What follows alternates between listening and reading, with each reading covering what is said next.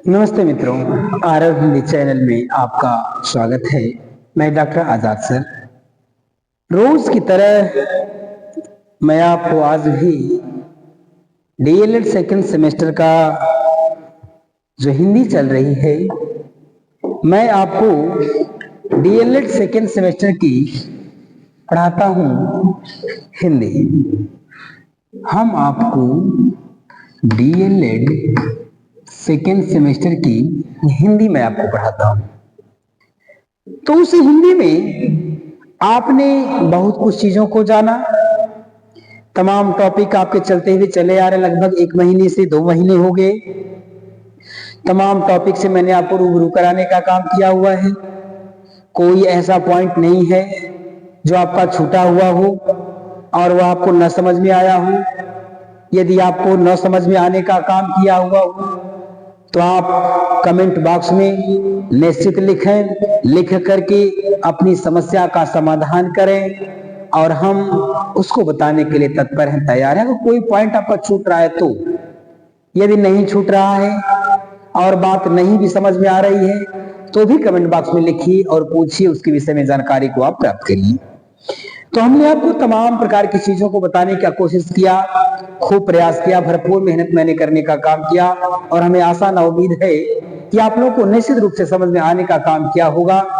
और जिन लोगों की जो समस्याएं थी, जो लोग भी नहीं समझ पाए, कमेंट बॉक्स में लिखे, उनकी समस्या का समाधान किया गया। तो मैं एक चीज आपको आज वह पढ़ाने जा रहा हूं जो अक्सर परीक्षाओं में दे दिया करता है। ये चीजें अक्सर कहीं ना कहीं परीक्षा में आ जाती है। आप यदि डीएलएड सेकेंड सेमेस्टर के छात्र हो या किसी भी सेमेस्टर के छात्र हो, इस चैनल पे आपको first semester, second semester, third semester और फोर्थ सेमेस्टर का भी क्लास चल रहा है। अभी वर्तमान स्थिति में फोर्थ और सेकेंड का चल रहा है। जैसे ही नए सत्र का एडमिशन हो जाएगा उसमें आपका फर्स्ट और थर्ड चलना शुरू कर देगा।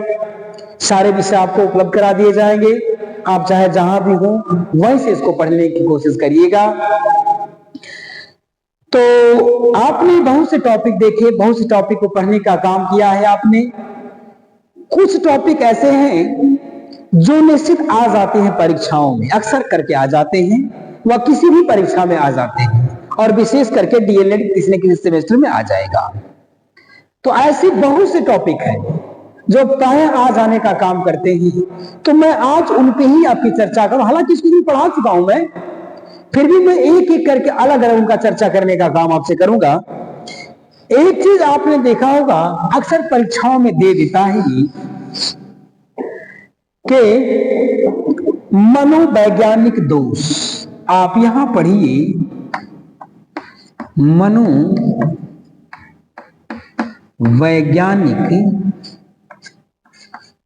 मनोवैज्ञानिक दोष।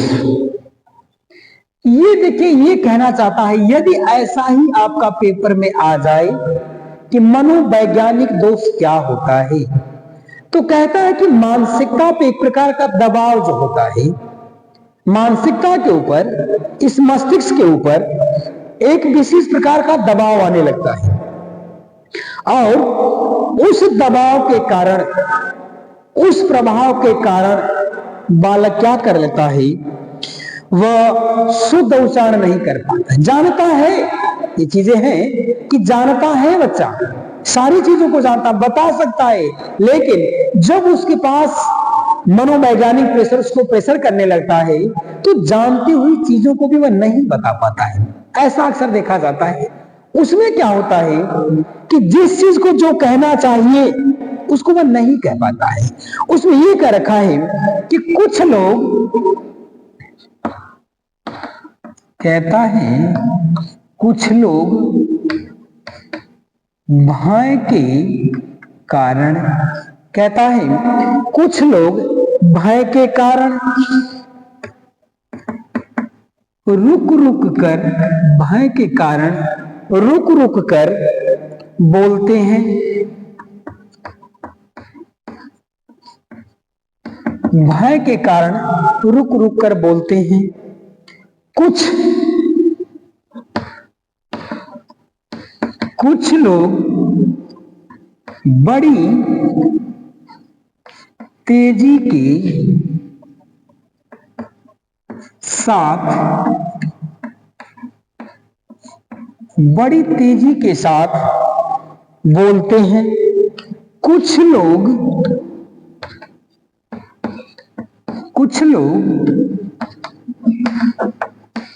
चिल्ला कर पढ़ते हैं या बोलते हैं, ऐसा कहता है। ये इसके कहने का सेंस ये कहता है कि मनोवैज्ञानिक दोष वह होता है जब बालक के ऊपर किसी प्रकार का प्रेशर आने लगता है, और प्रेशर भी क्यों न आए, हर व्यक्ति को अपने से सीनियर के सामने प्रेशर होने लगा, चीजों को जानता है, या तो वह सोचता है कि जैसे पूछे मैं कितना जल्दी बता दूं, इसलिए वह उससे गलत हो जाता है, या तो उस भय के कारण, उस डर के कारण सही नहीं बोल पाता है, या तो जल्दी जल्दी बताने में उसकी गलतियां होती है, या तो वह भय के कारण कुछ शब्दों को नहीं बोल पाता है।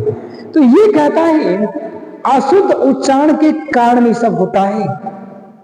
ये सब क्या है? अशुद्ध उच्चारण के कारण है। यदि कोई बालक अशुद्ध उच्चारण करने का काम करता है तो उसका मेन उद्देश्य है कि मनोवैज्ञानिक कारण या मनोवैज्ञानिक दोष। इस दोष से उसने क्या रखा है कि कुछ लोग ऐसे हैं कि जो भय के कारण रुक रुक कर बोलते हैं। कुछ लोग भय के कारण रुक रुक कर बोलते हैं, वह भी उच्चारण दोष है, ये शुद्ध नहीं है, अशुद्ध है उच्चारण। कुछ लोग बड़ी तेजी के साथ, देखो तेजी में दो सेंस होता है, तेजी के दो अर्थ होते हैं। एक तेजी का मतलब उसका बैलून तेज होता है, आवाज ऊंची होती है। एक तेजी का मतलब होता है स्पीड। तो यहां जिस तेजी का कहता है चाल, जिसको कहते हैं, यहां जिस तेजी की बात करता है वह चाल की बात करता है, स्पीड की बात करता है। कुछ लोग बड़ी तेजी से बोलना प्रारंभ कर देते हैं, इसलिए भी अशुद्ध उच्चारण हो जाता है। और अंतिम बात कहता है कि कुछ लोग चिल्ला चिल्ला कर बोलते हैं, चिल्ला चिल्ला कर पढ़ते हैं, इसलिए भी कहीं न कहीं दोष आ जाने का काम करता है। ये रहा है आपका मनोवैज्ञानिक दोष या मनोवैज्ञानिक कारण। तो कहता अशुद्ध उच्चारण के, ये मैं आपको पढ़ा रहा हूं, एक पॉइंट आप लिखिए। अशुद्ध उच्चारण,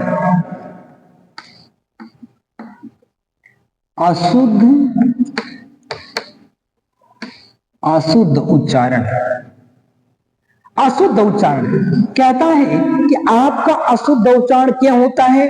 तो पहले आपने जाना कि मनोवैज्ञानिक दोष होता है, पहली बात है। दूसरी चीज मैं आपको बताने का प्रयास कर रहा हूं, हकलाकर बोलना। ये देखिए, दूसरी बात कहता है कि हकलाना या हकलाकर बोलना। उसने ये कह रखा है कि कुछ बालक ऐसे हैं जो हकला के बोलते हैं, कुछ व्यक्ति ऐसे हैं जो हकला के बोलते हैं। क्यों बोलते हैं? शारीरिक दोष के कारण। यदि कोई बालक हकला रहा है या कोई व्यक्ति हकला रहा है तो कहीं न कहीं उसके अंदर क्या है? शारीरिक दोष के कारण, शारीरिक दोष के कारण। यदि कोई व्यक्ति हकला के बोलने का काम कर रहा है तो शारीरिक दोष के कारण, यानी उसका जो मुख है या उसका जो मुख अवयव है, उस मुख अवयव में कहीं न कहीं किसी न किसी अंगों में दोष तो है, और दोष होने के कारण ही वह हकला हकला के बोलने का काम कर रहा है। तो शरीरा अवयव, यानी शरीरा अवयव के कारण, उस दोष के कारण वह व्यक्ति हकला हकला के बोलने का काम करता है, या स्पष्ट बोल पाने का काम वो नहीं करता है। जैसे वह क्या करेगा? शारीरिक दोष के कारण एक समस्या पैदा होगी, वह र को ड़ कहेगा, वह व्यक्ति र को ड़ कहेगा, क्योंकि र ये लुंठित वर्ण है। जो र होता है ये लुंठित वर्ण है, क्योंकि जो जीवा है मुर्दा में वह जाके लड़ने का काम करती है, तालू में जाके लड़ने का काम, तालू में जाके लड़ने का काम करती है। र ये लुंठित वर्ण है, इसलिए कहता है अब इस र को वह नहीं कह पाता है, र को नहीं कह पाता है, और नहीं कह पाने के कारण र की जगह ड़ कह देता है, र की जगह ण कह देने का काम करता है। ये क्या है? हकलाना। हकलाने के कारण वह बालक स्पष्ट शब्दों का उच्चारण नहीं कर पा रहा है, किस शब्द का उच्चारण कहां से होना चाहिए। ये तो आपका रहा हकलाना। और अगला कहता है स्वर भ्रांति। स्वर भ्रांति। देखिए एक और है स्वर भ्रांति। तो स्वर भ्रांति किसे कहते हैं? जब स्वरों में भ्रम पैदा हो जाए। स्वर भ्रांति का मतलब ये कहता है कि जिस स्वर को बोलना है उस स्वर को आप नहीं बोल पा रहे, जिस स्वर को बोलना है उस स्वर का उच्चारण नहीं हो पा रहा है, और भ्रम के कारण, बहन के कारण कहता है आप भ्रम के कारण आप उसकी जगह पे कुछ और ही बोल देने का काम करती हो। जैसे उसने कह रखा है कि कुछ संयुक्त वर्ण होते हैं, उन संयुक्त वर्णों को आप नहीं कहते हो और उस संयुक्त वर्ण को पूर्ण वर्ण के रूप में बोलना शुरू कर देते हो। इसलिए ये एक समस्या उत्पन्न हो जाती है, अशुद्ध आपका उच्चारण ऐसे भी हो जाता है। उसको कहते हैं संयुक्त वर्ण को न बोल पाना, संयुक्त वर्णों को पूर्ण वर्ण में बोलना। ये क्या है? इसको कहते हैं स्वर भ्रांति। जैसे आपने देखा होगा लिखा होता है श्री, ऐसा लिखा होता है, लेकिन स्वर भ्रांति के कारण, संयुक्त स्वर को नहीं बोल पाने के कारण उस स्वर को पूर्ण स्वर में बोलना प्रारंभ कर देते हैं। तो पूर्ण स्वर में बोलने का मतलब ये हो जाता है श्री। ऐसा भी लोग बोल देने का काम करते हैं, या कभी कभी ऐसा भी कह देते होंगे श्री, ऐसा भी कह देने का काम करते हैं। तो ये क्या है?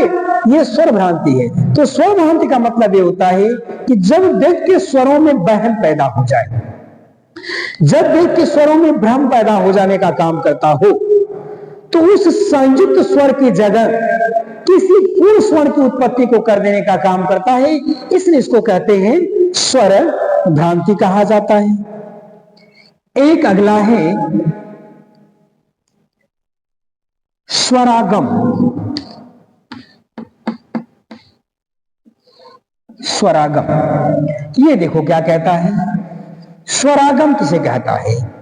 कहता है स्वरागम का ये मतलब होता है कि जो स्वर है उस स्वर को न कह पाना, दूसरे स्वर का आगम हो जाना। जिस स्वर को कहना है उस स्वर को नहीं कह पा रहे हैं, उस स्वर की जगह किसी दूसरे स्वर का आगम हो जा रहा है, या दूसरे स्वर का आगमन हो जा रहा है, या दूसरा स्वर आ जाने का काम कर रहा है। इसलिए से भी कुछ गलतियां हो जाने का काम करती है। जैसे आपने देखा होगा होता है ये सब होता है स्वरागम में। देख कहता है होता है स्टेशन। उसको पहले अथवा से एक चीज और समझ लीजिए, ये मिस्टेक कहां से होता है। यह समस्या होती है इस वाले स से और इस वाले स से, जबकि दोनों ही आधा है। ये छोटा सा है और ये बड़ा सा है, दोनों स्वर क्या है? आधा है।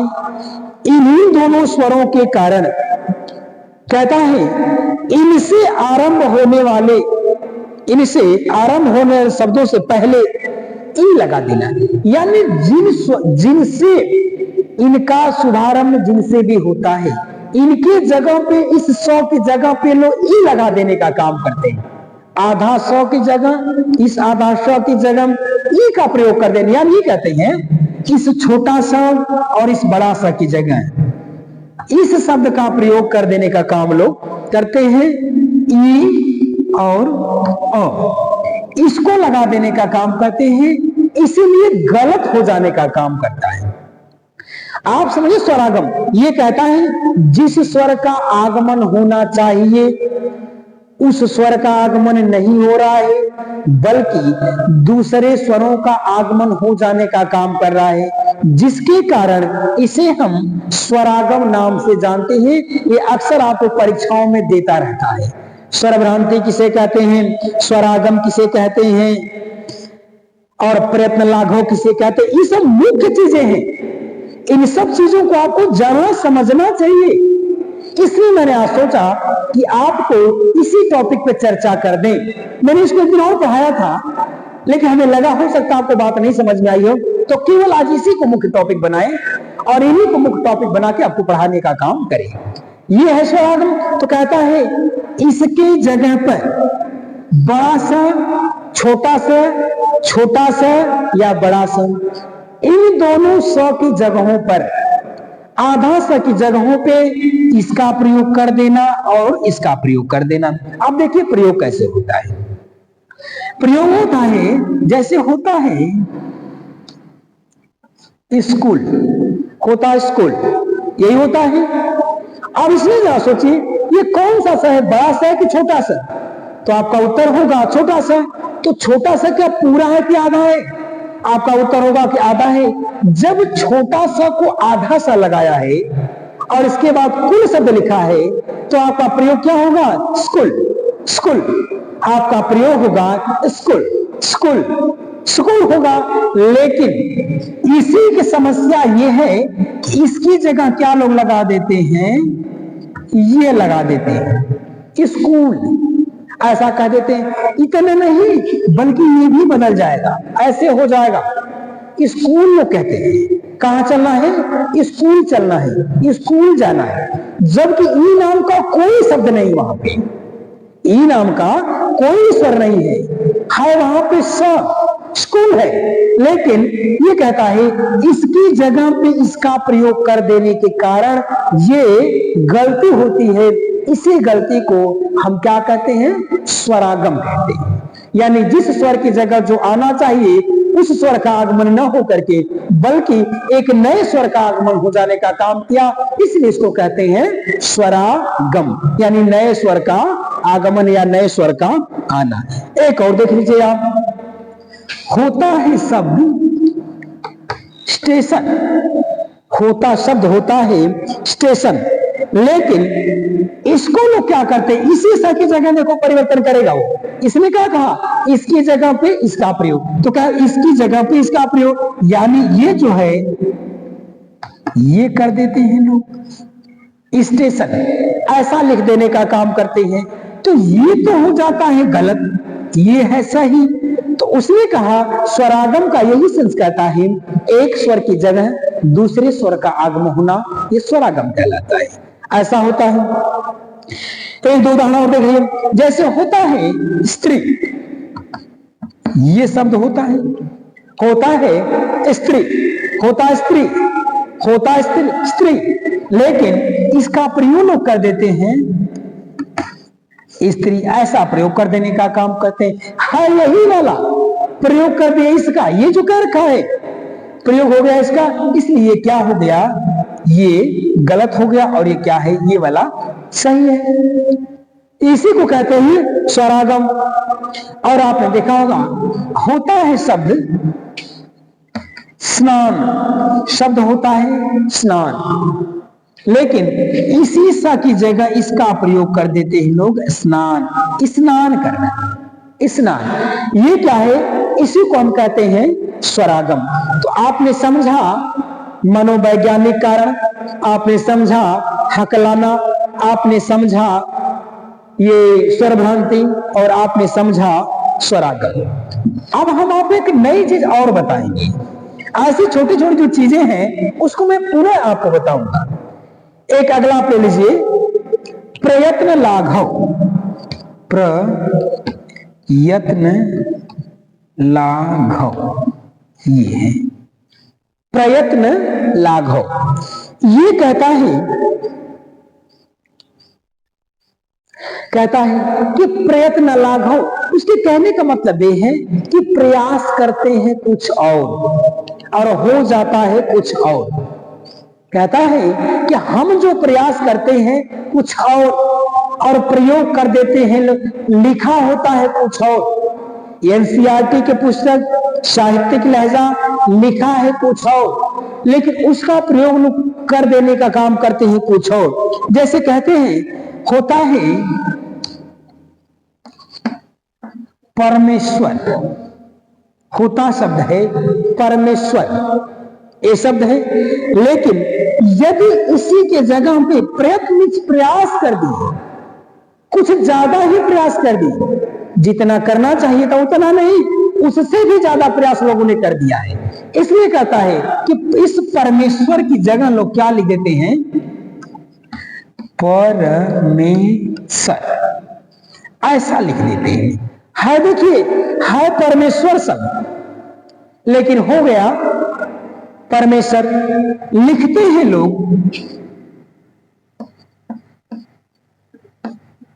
परमात्मा, ये होता है परमात्मा शब्द, लेकिन इसको लोग क्या कहेंगे, परमात्मा। ऐसा लोग महात्मा कहता है, लिख देते हैं परमात्मा। ये है प्रयत्न लाघव। तो आपको मुख्य रूप से 3 चीजें निश्चित दिया करता है, पेपर में अक्सर दिया करता है, बड़े ध्यान से इसको समझ लीजिएगा। कौन? स्वरभ्रांति, स्वरागम और प्रयत्न लाघव अक्सर देता ही। इन तीनों में से एक पक्का देगा आपको, इसलिए इनको आप समझ लीजिएगा। स्वरागम क्या है और स्वरभ्रांति क्या है, स्वरागम क्या है, स्वरभ्रांति क्या है, प्रयत्न लाघव क्या है। तो यह आपने समझा। अब हम आपको एक टॉपिक अगली बताने की कोशिश करूंगा मैं, जिसको आप लोग देखो, आप लोग जानते हो सब कुछ, ऐसा नहीं हो कि नहीं जानते हो। आप लोग सब कुछ जानते हो, बस यही है कि किसको कहां और कब रखना है यही आपको पता नहीं है। इतने से इसको बैठा लेना है, किसको कहां कब और कैसे उसको बैठाने का काम करना, कहां रखना है। एक आता है आकार का,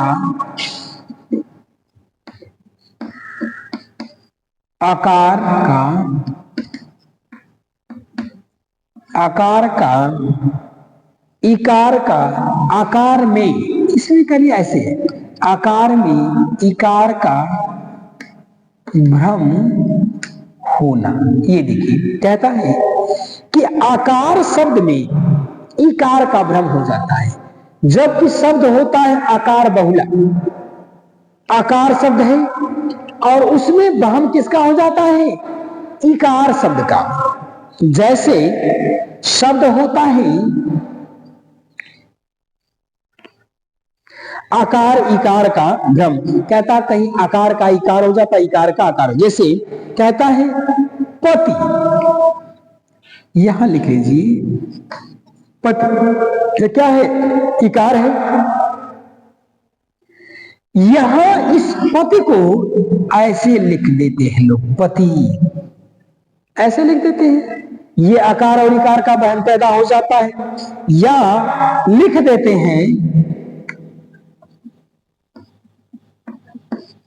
दयालु, तो उसको लिख देते हैं दयालु, ऐसा लिख देने का काम करते हैं। ये है आकार इकार का भ्रम होना या आकार इकार में वहम पैदा होना। अगला कह रखा है अनुनासिक का आगमन।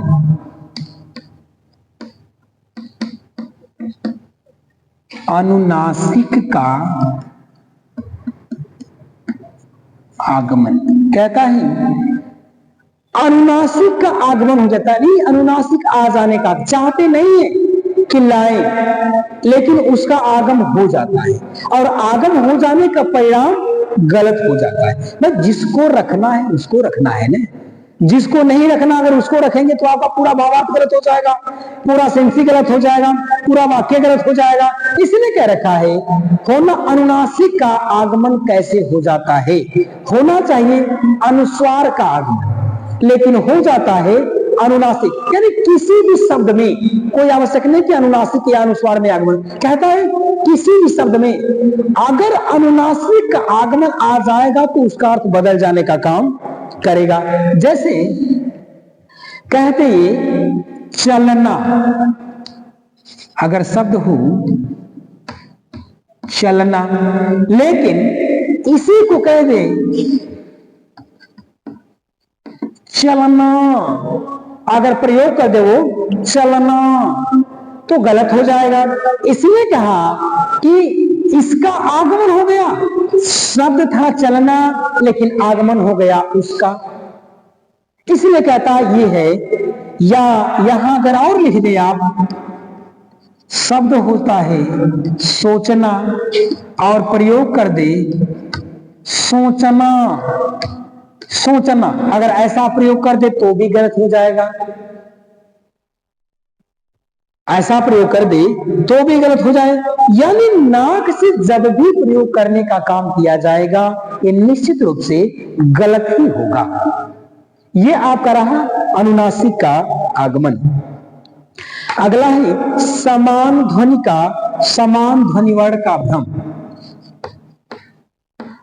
समान ध्वनि वर्ण का, समान ध्वनि वर्ण का भ्रम, समान ध्वनि वर्ण का भ्रम। यानी कहता है कि ध्वनियां समान हैं, वर्ण समान है, लेकिन समान ध्वनि वर्ण होने के बाद भी उनके अंदर भ्रम पैदा हो जाता है, उनके अंदर वहम पैदा हो जाने का काम करता है। तो वहम और भ्रम पैदा होने का अर्थ का अनर्थ हो जाने का काम करता है। जैसे कहता है वह है, वहम ब का पैदा, जैसे समान से बात होता है। कभी कभी आपने देखा होगा ब में भी भ्रम पैदा होता है बालक, लेकिन बहुत जगह पे इसको लोग कह देते हैं वालक। होता है वानर, प्रयोग लोग कर देते हैं बानर। ये क्या है? इस समान ध्वनि वर्णों का वहम है, समान ध्वनि वर्णों का भ्रम है। यानी ध्वनियां तो समान है, लेकिन उसके बाद एक नया वर्ण उसमें आ गया तो निश्चित रूप से वह कहीं न कहीं भ्रम हो जाने का काम किया हुआ है। आपने बड़ा चर्चित देखो दोहा सुना होगा नारी बीच सारी है कि सारी बीच नारी है कि नारी ही की सारी ही की सारी ही की नारी, ऐसा आप लोगों ने सुना होगा। ये भ्रम है।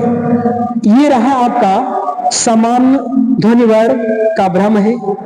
आगे कहता है शब्दांश विपर्य। ये देखिए शब्दांश विपर्य। अब देखिए ये कहता है ना कि शब्दांश विपर्य क्या होता है, इसको जरा समझिए आप।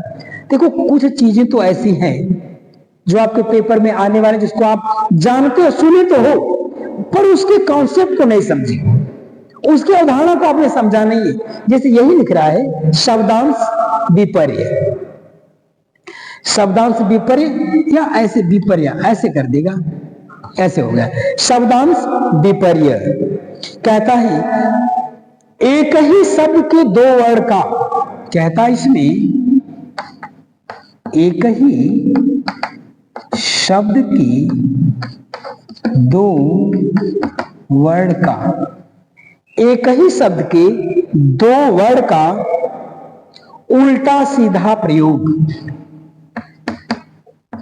उल्टा सीधा, उल्टा सीधा प्रयोग। इसने कहा देखिए शब्दांश विपर्य का मतलब होता है कि शब्द की जगह उसका एक पर्याय आ गया। बात समझिएगा। उसने कहा शब्दांश, जिस शब्द को कहना था, जिस शब्द को लिखना था, जिस शब्द को बोलना था, उस शब्द को न बोल करके उसका एक पर्याय आ गया, अपरिहार्य कारणों से उसकी जगह पर ठीक वैसा सारे के सारे शब्द वही है, लेकिन शब्दों में हेर फेर हो गया। इसलिए कहता है यह होता है शब्द विपर्याय। जैसे लिख दे यहां पे वह मतलब, मतलब ये तो शब्द है, मतलब शब्द है, लेकिन इसकी जगह पे अगर वो कह दे मतबल, हो गया काम गड़बड़। यही शब्दांश विपरीत, ये जो शब्द आपको मतबल सुनने के लिए मिला होगा, आपने 3 इडियट व पीके, सॉरी आपने पीके फिल्म देखा होगा। उस पीके फिल्म में वह जो हीरो है, नाम हमको नहीं शायद उसका पता है, वो जो हीरो है वह मतबल मतबल कहता है। मतलब तो यही था, कहना तो यही था, जो लड़की उसके सामने तो उसको समझाने का तो यही कर रखा, इसका मतलब है, इसका मतलब समझाना तो यही चाहता था, लेकिन इस मतलब की जगह वह क्या करता था, शब्द विपर्याय करता था, यानी शब्द की जगह दूसरा शब्द लाता था। तो मतलब की जगह क्या कर दिया उसने, मतबल कर दिया। बार बार ये कहता था वह हीरो, वो जमाना था पीके, वह बार बार मतबल कहता था, इसका मतलब क्या है, इसका मतलब क्या है। वैसे ही वो तो फिल्म की बात हो गई, जगिया की क्या नाम था लड़की का उस फिल्म में, उसी से कहता था, लेकिन ये तो फिल्म से, मैंने आपको बताया कि आपने अगर फिल्म देखा हो तो बात समझे होंगे। तो अगर शब्दांश विपर्याय आए तो आपके दिमाग में फिल्म अगर आ जाएगी तो भी आपको समझ में आ जाएगा। शाहरुख खान नहीं था, ऋतिक कोई ऐसा था, कहता है वह मतलब को मतबल कहता था क्योंकि वह शब्द विपर्याय करता था। और देखिए वस्तु तो बात छोड़ दीजिए, अपने समाज में लोग हैं, शब्द होता है लखनऊ, शब्द होता है, शब्द है लखनऊ, लेकिन क्या शब्द कहते हैं, नखलऊ, नखलऊ। ये देखिए शब्द का प्रयोग था, लखनऊ एक शब्द है, लेकिन शब्द विपर्याय क्या हो गया, नखलऊ हो गया। एक चीज मैं आपको और बता दूं, आपने देखा बहुत से लोग ऐसा बोलते हैं, शब्द होता है मेहनत, शब्द होता है मेहनत, लेकिन शब्द विपर्याय जब होता है तो लोग कहते हैं मेहनत, ऐसा भी लोग कहते हैं। शब्द विपर्याय में ही ऐसा होता है, जहां मूल शब्द का कुछ अंतर कर दे तो समझ लेना कि शब्द विपर्याय हो रहा है। यदि ऐसा शब्द दे करके आपको पूछ दे कैसा शब्द है, प्रयत्न लाघव है, स्वभ्रांति है, या अनुनासिक है, आकार इकार का ब्रह्म या शब्द, तो आपका उत्तर होगा ये जो शब्द है शब्द विपर्याय है। एक चीज और आपने देखा होगा, इस समाज में खुद रहने से प्रयोग हो रहा है, शब्द होता है व्यवहार, लेकिन शब्द विपर्याय में क्या होता है, व्यवहार। ऐसा खूब प्रयोग हो रहा है और लोग बोल रहे हैं, लोग बोलते भी हैं, लोग सुनते भी, कोई टोकता नहीं है। एक दिन ऐसा समय आएगा कि सब के सब लोग ऐसा कहना शुरू कर दोगे, लगेगा कि हम भ्रम में हैं। अगर पढ़े लिखे नहीं है, अगर सब विपर्याय को अगर नहीं पढ़े हो तो आपको खुद भ्रम पैदा हो जाएगा कि कहीं मेहनत होता है कि मेहनत होता है, तो ये आप खुद उलझ जाने का काम करोगे। इसलिए कहता है ऐसे शब्द अगर आए तो इसको कहते हैं शब्द विपर्याय। आपने समझा शब्द विपर्याय को। और एक चीज मैं आपको और बताना चाहूंगा, जो परीक्षा की दृष्टि से मैं आपको बता रहा हूं, हर परीक्षाओं में सब चीजें आती रहती हैं, ऐसा नहीं केवल डीएलएड में आएगा। मैं आपको जो बता रहा हूं, मैं आपको जो पढ़ा रहा हूं, वन डे एग्जाम जो भी होगा, जिसमें भी व्याकरण आता होगा, कह रहा हूं 99% इसी से फंसेगा। मैं जो बता रहा हूं इसी 99% आएगा आपका, तो इतना आप समझ लीजिए, इससे बाहर कहीं नहीं जाएगा, आएगा तो इसी में से मैं जो पढ़ा रहा हूं। और अगला देखिए, अशुद्ध विषयीकरण, अशुद्ध